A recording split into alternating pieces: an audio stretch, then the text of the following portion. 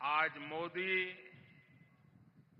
विकसित भारत के लिए आपसे आशीर्वाद मांगने आया है। सबसे पहले तो मैं क्षमा मांगता हूं। क्षमा इस बात की कि हमारे देश के पॉलिटिशियनों ने ऐसी आदत डाली है कि सभा अगर 11 बजे घोषित होती है तो नेता 1 बजे आता है और जनता को भी धीरे धीरे आदत लग गई, हां यार वो तो 1 बजे आएंगे। अब मेरी मुसीबत है कि मैं समय पे आ जाता हूं और उसके कारण बहुत से नागरिकों को अन्याय होता है। मैं आया हूं तब से देख रहा हूं पूरा जुलूस आ रहा है वहां से। अब इतनी बड़ी तादाद में जो लोग आ रहे हैं, मैं उनको मेरी बात नहीं कह पाऊंगा, इसलिए जो अभी पहुंचे नहीं हैं, मैं उनकी भी पहले से क्षमा मांगता हूं, क्योंकि आगे के कार्यक्रम में जाने के लिए मैं अपनी बात करके चला जाऊंगा। तो आप कृपा करके मुझे क्षमा कीजिए। आप इतने दूर दूर से आते होंगे, गांवों से आते होंगे और इस सभा के लिए आते होंगे, लेकिन मेरी कठिनाई है कि मैं आपके दर्शन किए बिना आगे निकल जाऊंगा। तो मैं क्षमा मांग करके मेरी बात शुरू करता हूं। लेकिन साथियों, ये जो हुजूम मैं देख रहा हूं, वहां धूप में भी इतने लोग खड़े हैं, ये प्यार, ये बहुत बड़ी ताकत होती है जी। इतनी बड़ी तादाद में माताएं बहनें आशीर्वाद देने आए, जीवन में इससे बड़ा सौभाग्य क्या होता है जी। पिछले 10 साल में आपने जब से मुझे काम दिया है, अपने शरीर का कण कण और समय का पल पल सिर्फ और सिर्फ नम्र भावपूर्वक आपकी सेवा में लगाया है।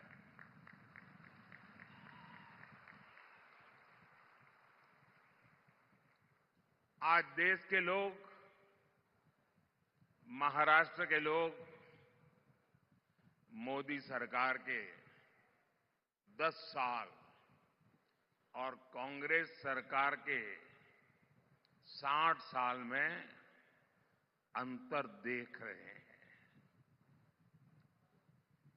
जो कांग्रेस 60 साल पंचायत से लेकर के पार्लियामेंट तक उन्हीं का राज था और किसी की आवाज ही नहीं थी, विपक्ष तो था ही नहीं और मीडिया भी बहुत छोटा था उस समय। लेकिन 60 साल में जो नहीं कर पाए, ये आपके सेवक ने 10 साल में करके दिखाया है।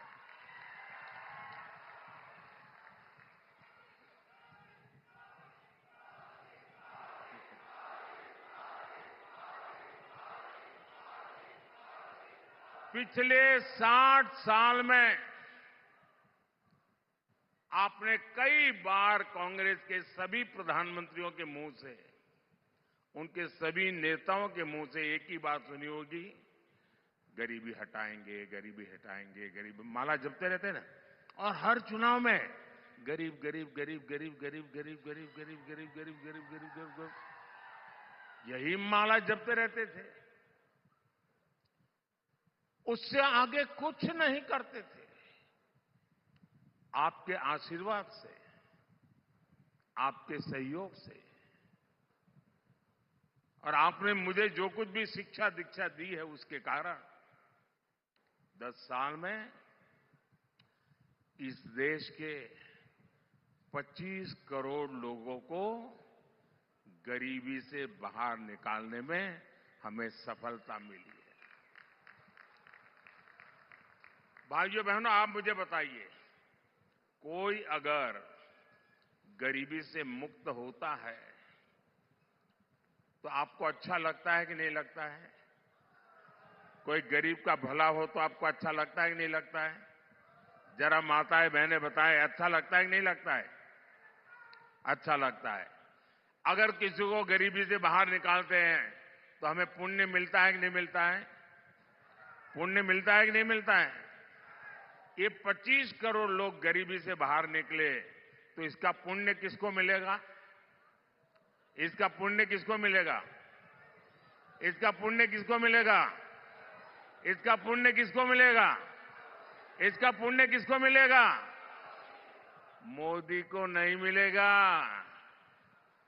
ये जो 25 करोड़ गरीबी से बाहर आए हैं ना, वो जो आशीर्वाद दे रहे हैं, उस पुण्य के हकदार सिर्फ और सिर्फ आप लोग हैं, क्योंकि आपने वोट देकर मोदी को ये काम करने के लिए कहा था। और इसलिए इस पुण्य के सच्चे अधिकारी आप हैं। आज 80 करोड़ देशवासियों को उनकी थाली भरी हुई रहती है, उनका चूल्हा जलता रहता है, उनका बच्चा भूखा नहीं सोता है, 80 करोड़ लोगों को मुफ्त खाना मिलता है। इसका पुण्य किसको मिलता है? आपको मिलता है। आपने मोदी को वोट देकर के ये पुण्य कार्य करने के लिए भेजा है। साथियों, जब देश में मजबूत सरकार होती है तो उसका ध्यान वर्तमान के साथ ही भविष्य की योजनाओं पर भी होता है। यही सोचकर आज भाजपा सरकार रेल, रोड, एयरपोर्ट पर अभूतपूर्व खर्च कर रही है। जितना कांग्रेस सरकार ने अपने 10 साल में खर्च किया, उतना आज हम 1 साल में खर्च कर रहे हैं। तभी तो आज आप हर तरफ आधुनिक इंफ्रास्ट्रक्चर देख रहे हैं। इसका सीधा लाभ भगवान विट्ठल की इस धरती को भी हो रहा है।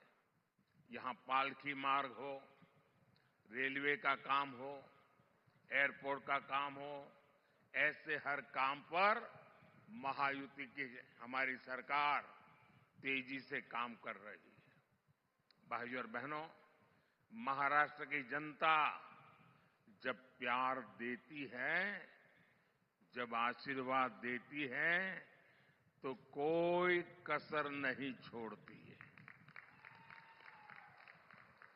लेकिन अगर कोई अपना वचन पूरा नहीं करता तो महाराष्ट्र की जनता उसे भी बराबर याद रखती है। रखती है कि नहीं रखती है?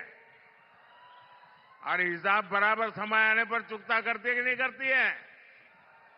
अब देखिए, 15 साल पहले एक बहुत बड़े नेता यहां चुनाव लड़ने के लिए आए थे।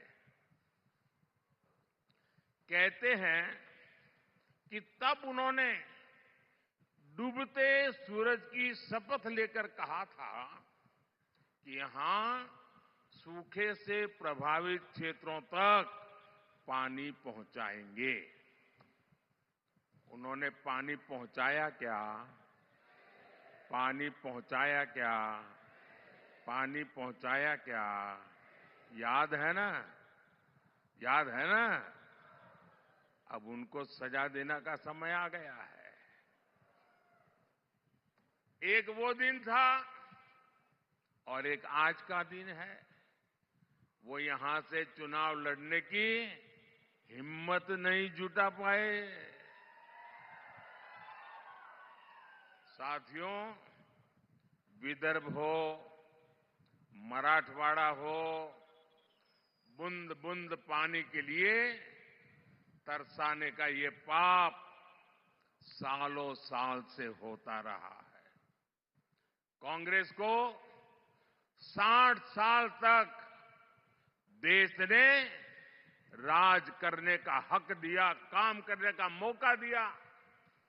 60 साल में दुनिया के अनेक देश पूरी तरह से बदल गए, लेकिन कांग्रेस किसानों के खेत तक पानी भी नहीं पहुंचा पाई।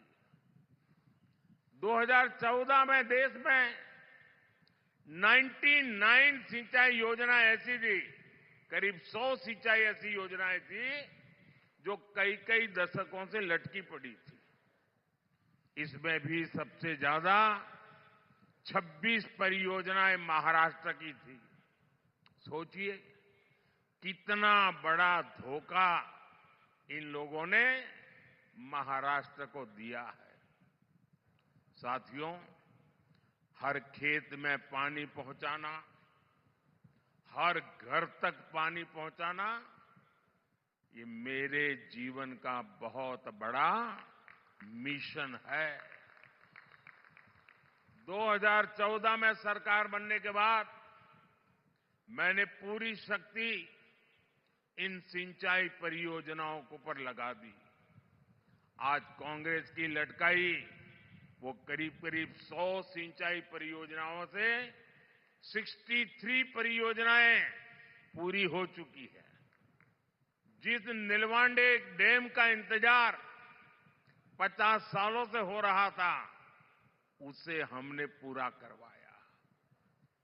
गौसीखुर्द परियोजना का ज्यादातर काम एकनाथ जी, अजित दादा और देवेंद्र जी की टीम तेजी से पूरा कर रही है। हमारी सरकार 5 साल में ही 11 करोड़ से ज्यादा घरों तक नल से जल पहुंचा चुकी है। 10 साल में माइक्रो इरिगेशन का दायरा भी 2 गुने से अधिक बढ़ा है। इसका लाभ यहां केले की पैदावार से जुड़े किसानों को भी हो रहा है। साथियों, जब देश की आजादी के 75 साल हुए, इतना बड़ा उत्सव था, कोई और नेता होता तो क्या करता?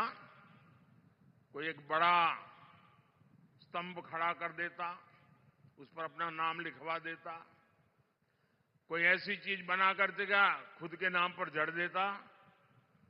लेकिन देश जब आजादी के 75 साल मना रहा था, तब मोदी को खुद के लिए कुछ करने का विचार नहीं आया, सरकार का नाम कमाने का विचार नहीं आया।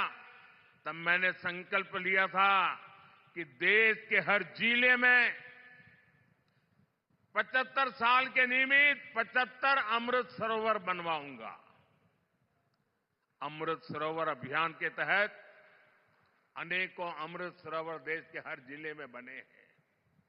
ये अमृत सरोवर मेरे दिमाग में मेरा किसान था, मेरे दिमाग में खेत था, मेरे दिमाग में सूखे खेतों को पानी पहुंचाने का एक संकल्प था।